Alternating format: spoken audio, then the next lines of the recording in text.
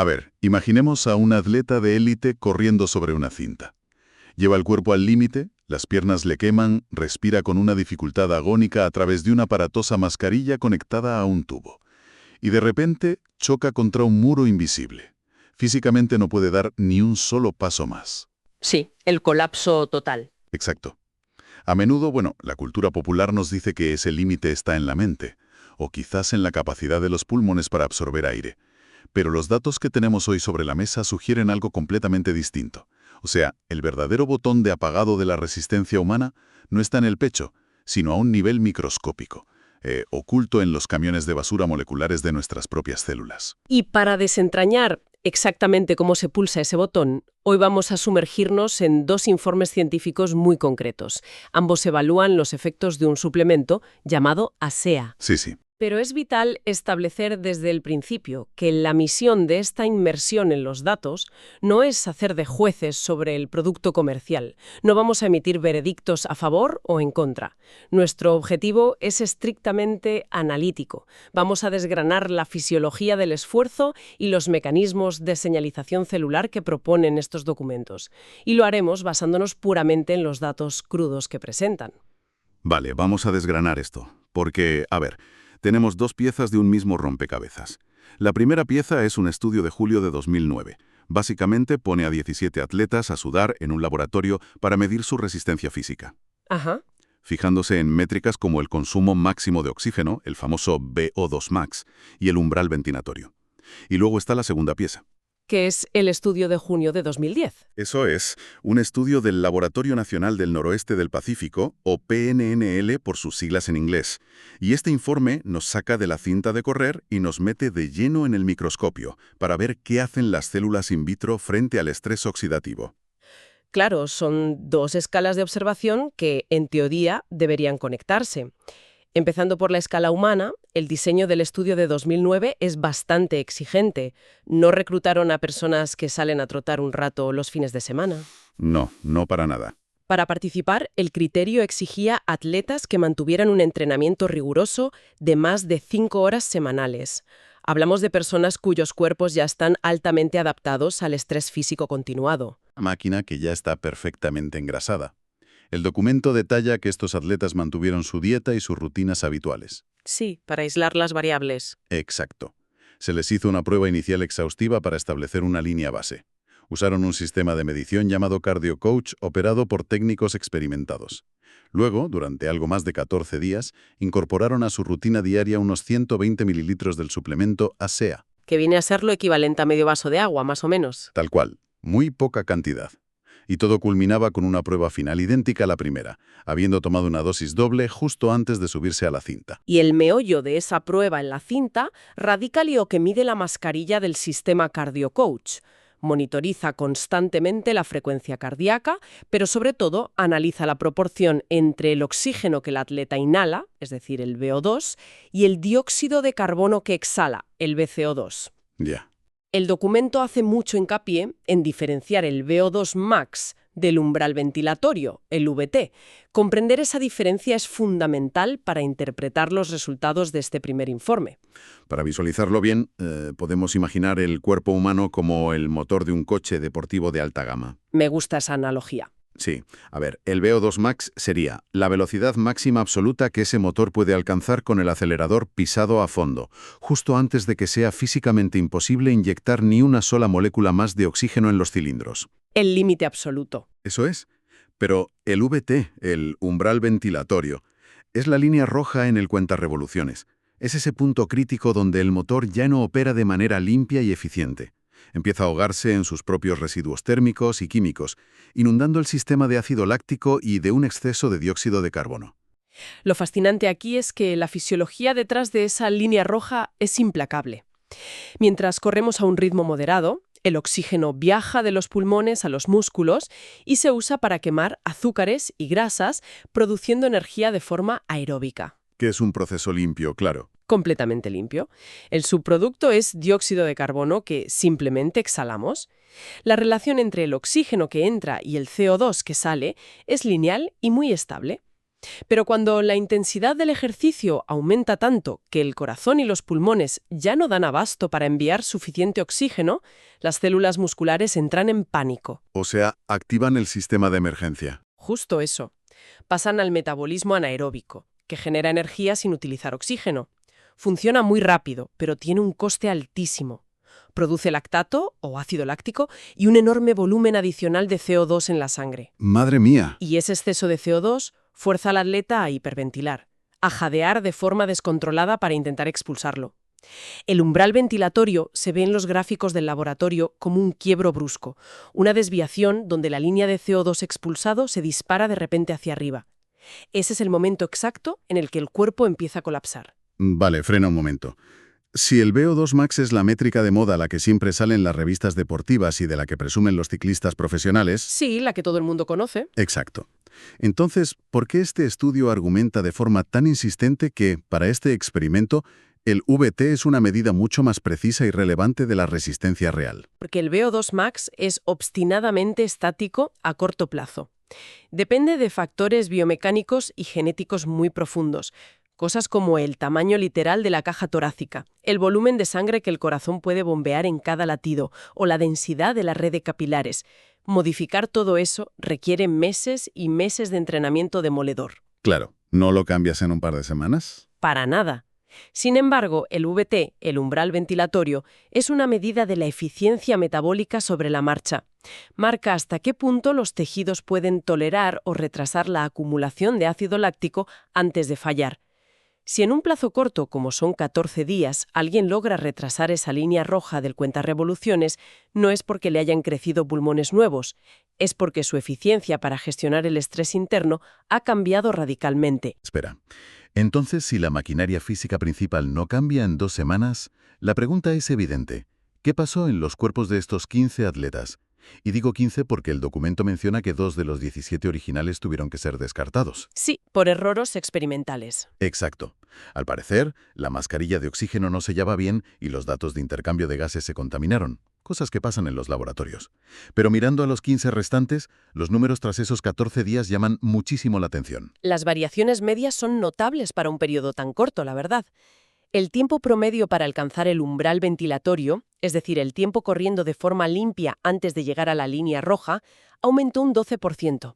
Pasó de 306 segundos a 344 segundos a niveles de esfuerzo comparables. ¡Ostras! Un 12% más de tiempo antes de que el ácido láctico empiece a quemar los músculos. Y el tiempo total de agotamiento, el momento de rendición absoluta donde se alcanza el VO2 max, subió un 10%. Saltando de 639 a 703 segundos. ¿Es una barbaridad? Y lo interesante es que el valor numérico del VO2 max en sí apenas se movió un 3%, lo cual corrobora que la capacidad bruta pulmonar no había cambiado. Curiosamente, la frecuencia cardíaca promedio también se redujo ligeramente, un 2%. Pasó de 137 a 134 latidos por minuto, operando a la misma potencia. 1,7 y subió a 68,1. Aguantó casi 4 minutos más corriendo a potencia máxima en la segunda prueba. Pero el dato de su umbral ventilatorio es brutal. En la prueba base, su línea roja saltó a los 376 segundos. Sí. Pues 2 semanas después, retrasó ese colapso hasta los 498 segundos. Estamos hablando de un incremento superior al 30% en el tiempo antes de fatigarse. Y el texto afirma que más del 70% del grupo mostró estas tendencias al alza. Así es. Pero aquí es donde la cosa se pone realmente interesante y donde necesitamos aplicar un bisturí crítico a los datos. Adelante, porque los datos nunca operan en el vacío. Un aumento medio del 12% en la resistencia suena fantástico para una carrera. Pero hay un elefante gigantesco en la habitación que el propio documento reconoce al final. El doctor Gary L. Samuelson, el físico médico que revisó los resultados, admite que este diseño experimental no incluyó un grupo de control con placebo. Claro, ese es el gran matiz. Si no hay con qué comparar, ¿Cómo se sostiene que esta mejora metabólica es una consecuencia real de los 120 mililitros diarios del suplemento? Y no simplemente el resultado de que los atletas estaban respirando mejor, o motivados psicológicamente, o más acostumbrados a la agonía de la cinta de correr en la segunda visita. Es una duda muy lógica. El doctor Samuelson aborda esa ausencia de control precisamente basándose en la rigidez de la fisiología humana que comentábamos antes. Su argumento técnico es que, incluso considerando factores psicológicos o de familiarización con la máquina, una extensión tan agresiva y cuantificable del tiempo antes del colapso del umbral ventilatorio es biológicamente incompatible con el marco temporal de 14 días. O sea, no cuadran los tiempos. No cuadran. Si el cuerpo no tiene tiempo material para desarrollar una mejor infraestructura cardiovascular, el cambio tiene que estar ocurriendo en la calidad del combustible o en el sistema de eliminación de residuos. Vale, entiendo. O sea, no hay tuberías nuevas para que pase más sangre, pero el sistema de alcantarillado celular de repente drena el ácido láctico mucho más rápido. El documento sugiere exactamente eso. Una alteración temporal en la eficiencia del intercambio de oxígeno a nivel celular o una mayor rapidez en la limpieza de metabolitos tóxicos. Sin embargo, debido a la falta de ese grupo de control, las conclusiones formales del informe mantienen una cautela científica estricta. Señalan que las tendencias son estadísticamente significativas, pero requieren validación en futuros ensayos clínicos de doble ciego. Claro, es lo suyo en ciencia. Y si la explicación de esta aparente supereficiencia no está en la macrobiología de unos pulmones más fuertes, la investigación tiene que descender al nivel celular. Y eso nos conecta directamente con el segundo documento, el estudio in vitro de junio de 2010 realizado por el PNLL. Así es. Aquí la narrativa cambia de escenario por completo. Ya no hay sudor ni cintas de correr. Hay microscopios, pipetas y cultivos celulares humanos y de ratón. El laboratorio utilizó placas de cultivo con células endoteliales humanas, que son las que recubren el interior de nuestros vasos sanguíneos, junto con células similares a las epiteliales de ratón. Las mantuvieron vivas alimentándolas con un medio de suero bovino y el experimento consistía en medir la actividad de dos de los antioxidantes más críticos que el cuerpo produce de manera natural. Que tienen unos nombres tela de complicados. Sí, la glutatión peroxidasa, abreviada como GPX, y la superóxido dismutasa, conocida como SOD. Para tener una referencia clara, trataron a la mitad de las células con el suplemento de ASEA y a la otra mitad con una solución salina inerte estándar, conocida como PBS. Camiones de basura del cuerpo humano. Su trabajo exclusivo es patrullar el interior de las células y neutralizar los radicales libres, que son unas moléculas inestables creadas por el estrés oxidativo como el que genera el ejercicio intenso y que literalmente destrozan las membranas celulares y se acumulan. Una buena limpieza es vital. Totalmente. Para medir la eficacia de estos camiones, los investigadores usaron unos kits de laboratorio llamados Array Design StressGen. Básicamente son como esponjas químicas que cambian de color o emiten señales medibles en función de cuánta oxidación logran reducir los antioxidantes. Y el uso de esos kits arrojó unas cifras que el propio laboratorio describe como sorprendentes. Al comparar las células tratadas con las del grupo de control salino, la eficacia del antioxidante GPX se multiplicó por 8. Madre mía, por 8. Y la eficiencia de la SOD aumentó aproximadamente 5 veces. Combinando ambas métricas, el informe concluye que se documentó una mejora general de al menos el 500% en la eficacia antioxidante dentro del entorno in vitro. Espera un momento, detengámonos aquí. Un 500%. Cuando lees cifras así en biología, la primera reacción natural es pensar que hay un error de calibración. Porque los sistemas vivos rara vez dan saltos de esa magnitud. Es una barbaridad, sí. Volviendo a la analogía de los camiones de basura. Lo que sugieren estos datos no es que la célula se haya puesto a fabricar 500 camiones nuevos en unos minutos, ¿verdad? No. No siempre es sinónimo de mejora. De hecho, en dosis altas, casi todo en el cuerpo se vuelve tóxico o satura el sistema. Claro. Y el documento señala un detalle muy peculiar sobre las concentraciones, porque el mayor impacto se vio con una concentración de apenas el 2,5% de la solución. Eso parece poquísimo. Pues ese hallazgo sobre la concentración tan baja es quizá la pista más reveladora de todo el experimento. En una reacción química convencional, si echas más reactivo, obtienes más reacción. Pero aquí, el laboratorio observó un umbral de saturación bajísimo. Añadir más cantidad del suplemento por encima de ese 2,5% no producía ningún incremento notable en la velocidad de los antioxidantes. Es como si fuera el interruptor de la luz. Si lo pulsas, la luz se enciende. Pero si te pones a apretar el interruptor con toda tu fuerza y tu peso corporal, la bombilla no va a brillar más. Una vez encendido, pues está encendido y punto. Exactamente. Si conectamos esto con la perspectiva general, el matiz biológico de ese interruptor está en los receptores celulares. Imaginemos la superficie de la célula llena de cerraduras. La solución actúa como una llave. Con una concentración del 2,5%, todas las cerraduras disponibles ya han sido ocupadas por una llave. Ajá, el sistema está lleno. Eso es. Añadir una concentración del 10 o del 20% solo significa que hay millones de llaves flotando sin tener dónde encajar, por lo que el efecto no aumenta en absoluto. Este comportamiento de cerradura y llave confirmó a los científicos que no estaban ante una simple reacción de limpieza química por volumen, estaban ante un mecanismo de señalización celular. El suplemento estaba enviando un mensaje claro. Y lograr que el equipo de limpieza existente trabaje a esa velocidad frenética ya es un descubrimiento masivo por sí solo, pero el PNNL quiso ir más profundo. Querían saber si ese mensaje, esa señalización, llegaba hasta la sala de mandos principal, es decir, el núcleo de la célula. Sí, querían ver el origen. Para dar la orden de empezar a fabricar nuevos antioxidantes desde cero, lo que en términos de laboratorio se denomina una regulación al alza. Western blot en los cultivos celulares. Explicado de forma sencilla, un Western blot implica usar anticuerpos teñidos que actúan como un rastreador GPS molecular. Permite a los científicos ver físicamente, bajo el microscopio, cómo ciertas proteínas específicas, llamadas factores de transcripción, se desplazan por la célula. Ya veo.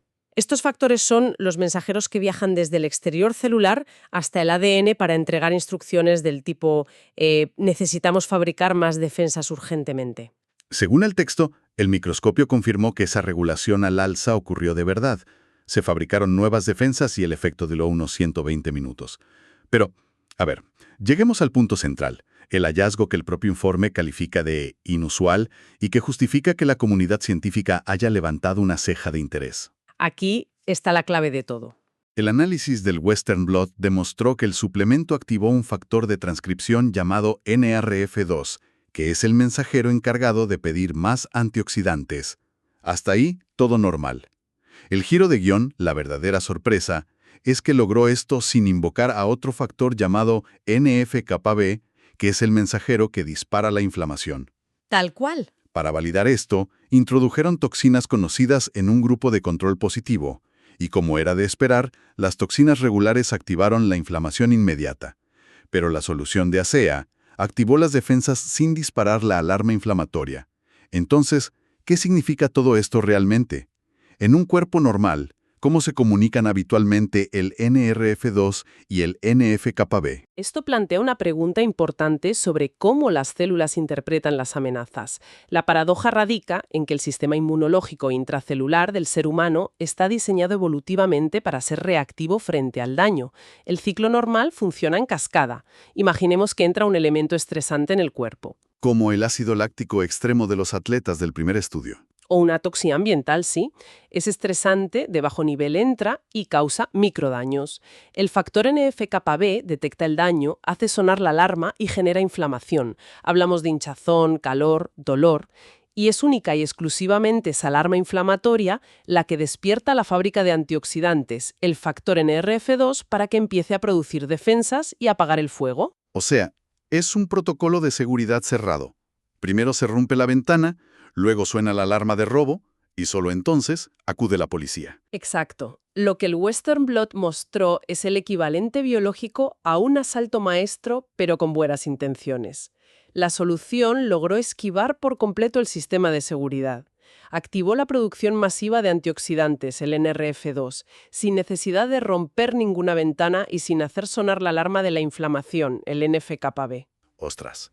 Conseguir que el cuerpo despliegue su armamento defensivo de forma preventiva. ahorrándose el enorme desgaste físico y energético que supone sufrir un estado inflamatorio previo.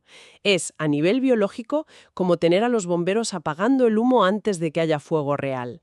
Es un mecanismo profundamente atípico. Si hacemos un paso atrás para ver la imagen completa, la cantidad de datos que hemos procesado hoy dibuja el concepto de eficiencia radical de una forma fascinante. Empezamos en un gimnasio, viendo cómo 15 atletas que no podían modificar su genética pulmonar en 2 semanas lograron de alguna manera extender el tiempo antes de alcanzar su umbral ventilatorio en un 12%. Sí, retrasando esa línea roja. Y terminamos en un laboratorio, viendo a nivel microscópico una posible explicación de ese aguante. Células que mejoran la eficiencia de sus antioxidantes en un 500% y que fabrican más defensas burlando los peajes de la inflamación. Estudios abordan el estrés desde dos galaxias diferentes, el macrorendimiento sistémico por un lado y la microseñalización molecular por otro. Pero ambos informes apuntan a que la resistencia al agotamiento no se trata tanto del tamaño del tanque de combustible, Claro. sino de la eficiencia milimétrica con la que el cuerpo limpia las cenizas metabólicas mientras el motor sigue en marcha. La eficiencia celular es el verdadero campo de batalla de la fatiga. Y esto trasciende con creces el mundo del deporte de élite.